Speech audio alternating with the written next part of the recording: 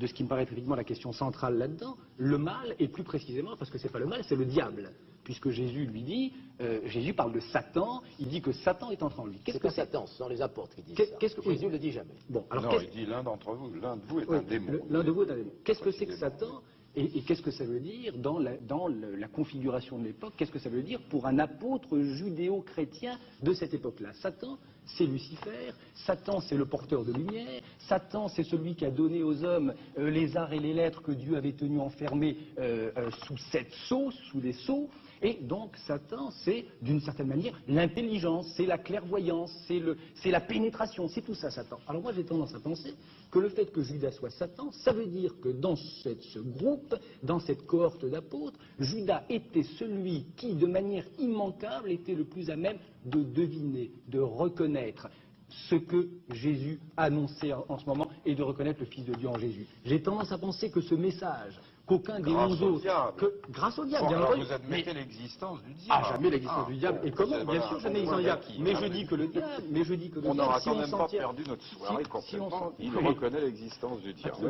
Pourquoi c'est pour vous tout important? Ah bon, ça me paraît essentiel. Pourquoi? Parce que c'est la face cachée de Dieu? Non, de Bernard Henry. Ah bon? Oui.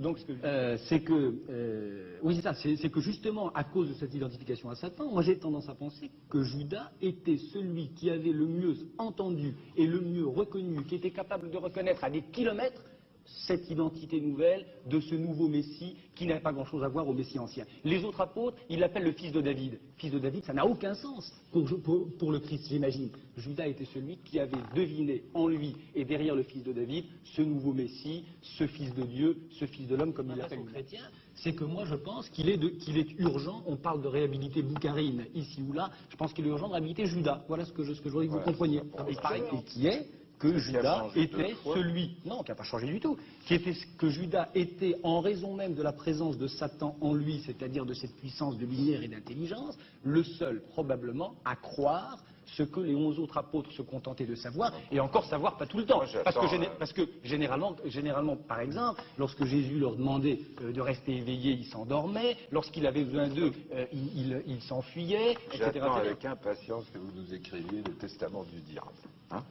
Ça, ce sera un livre qui vous fera oublier. On comprendra. Ce que je dis, c'est qu'il y a un immense massif de textes, un trésor intellectuel, un trésor littéraire, un trésor de pensée, qui est la pensée juive, qui se trouve dans le Zohar, dans le Talmud et dans la Bible. C'est terrible avec vous. Le judaïsme, c'est la révolution de 1789. La Torah, c'est le texte précurseur de la Déclaration des droits de l'homme. Rien de plus, rien de moins. On peut tout dessiner, y compris un prophète. Parce qu'en France, dans la France de Voltaire et de l'irrévérence, on a le droit de se moquer des religions. En droit. Oui, parce que le droit, c'est la démocratie. La démocratie, c'est le règne du droit.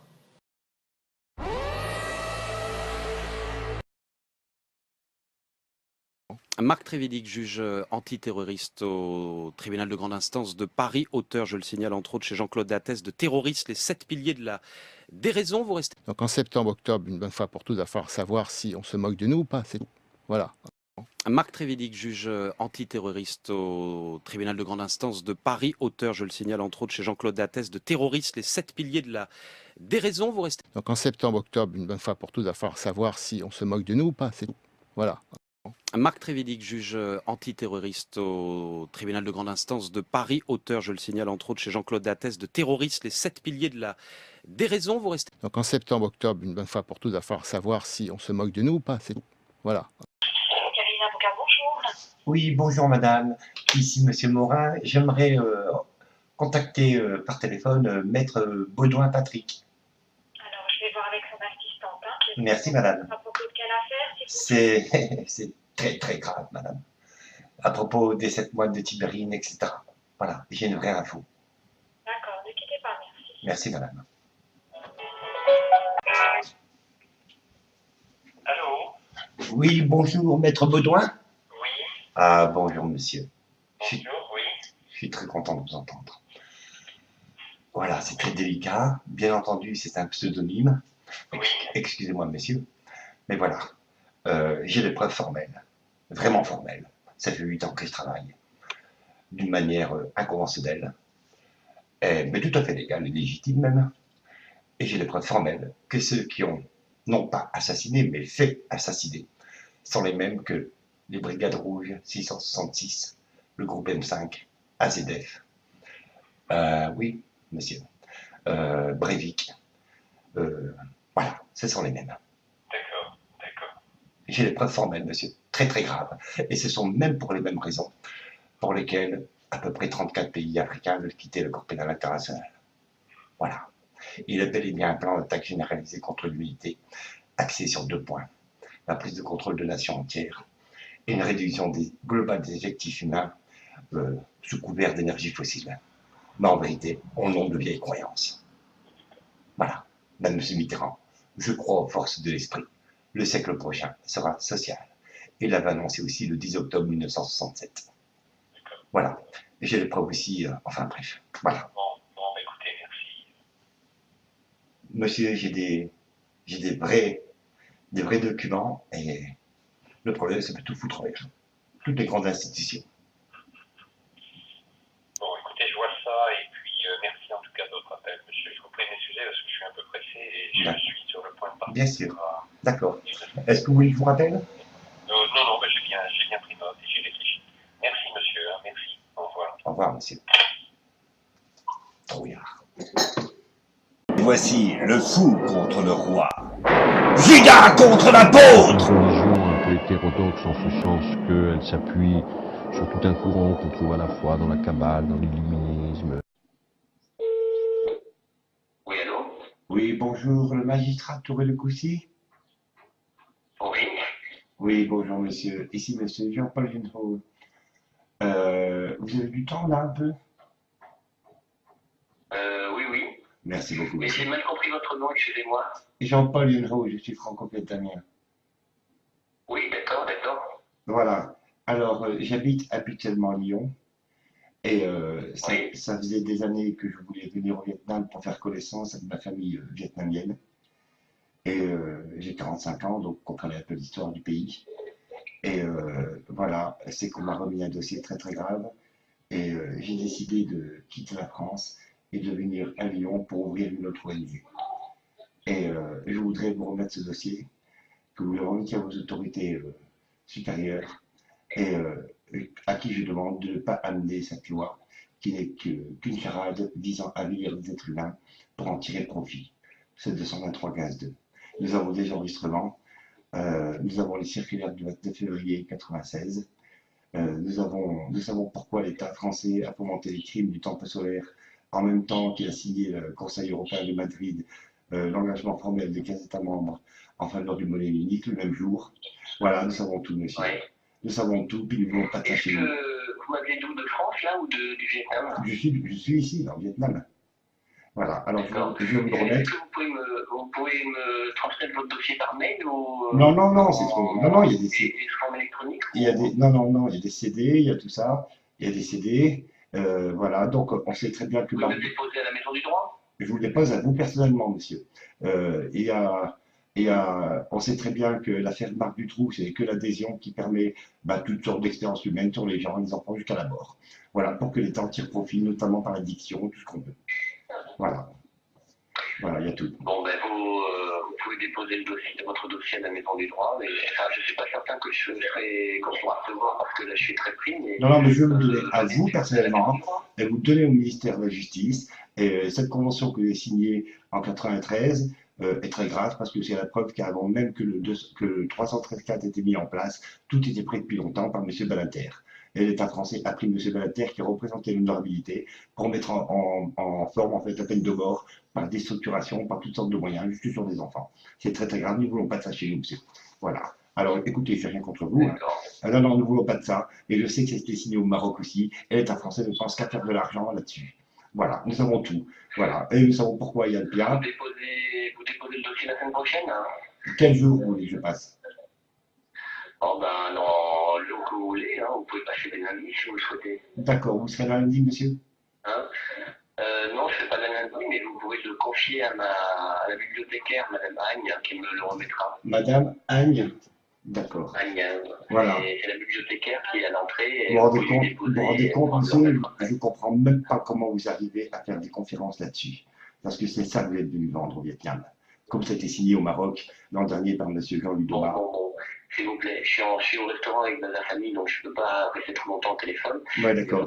Vous venez déposer votre dossier la semaine prochaine à la Maison des Droits. Mais l'État français, c'est... Ouais, au revoir. Bon, ben voilà. Et c'est très bien ce qu'il en est.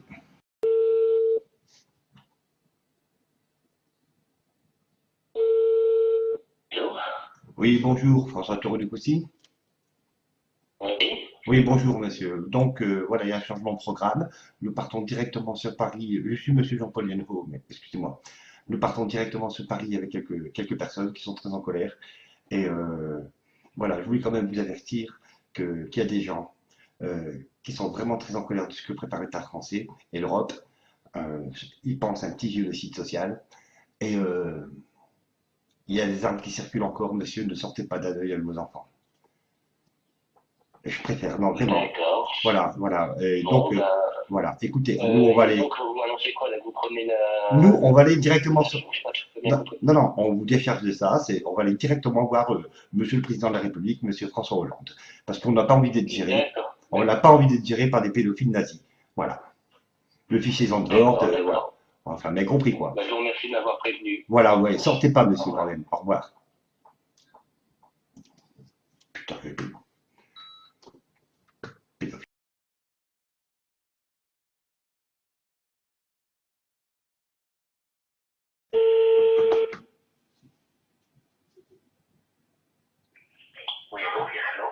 Oui, bonjour, monsieur Taureau-Ducoucy. Oui. Oui, bonjour, monsieur. Voilà, on m'a demandé de vous prévenir. Ça va être médiatisé, là. Pardon? On m'a demandé de vous prévenir, il y a quelqu'un qui cherche à vous protéger, et ça va être médiatisé. Le 313.4 du livre 3, chapitre 13, verset 4. Le 223, case 2, quoi. Ce génocide à laquelle vous travaillez. Très bien, je vous remercie. Au revoir. Au revoir. Il faut laisser penser que ce que nous faisons est humain. Et en même temps, doit être fait pour que les humains vivent mieux.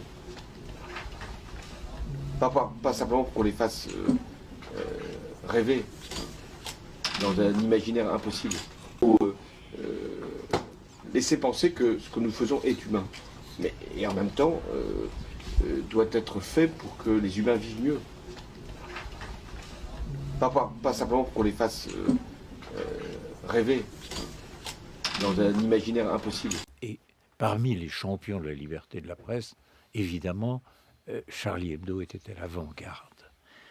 De ce fait, les journalistes eux-mêmes savaient le risque qu'ils encouraient, et leur famille aussi. Compte que tout cela était purement imaginaire. Mais ce que je voudrais dire, c'est que ce type de comportement, moi je considère qu'on est en plein dans la loi Abou-Picard, du nom de Madame Picard, ancien député. Le défenseur de la foi, le seul gardien du terrible secret, et par le plus grand sage de ce monde, notre législateur bien-aimé. Élisez-lui le 29e au rouleau, verset 12. Prends garde à la bête humaine, car elle est dans la main du diable. Cela s'appelle, je crois, le sacrifice expiatoire. Je crois aux forces de l'esprit. Mais je voulais juste vous rappeler que les cheeseburgers vont très bien avec les frites, les French fries. En France, on n'a pas de pétrole, mais on a des idées. Croque la pomme, attends. Croque la pomme, appelle le temps.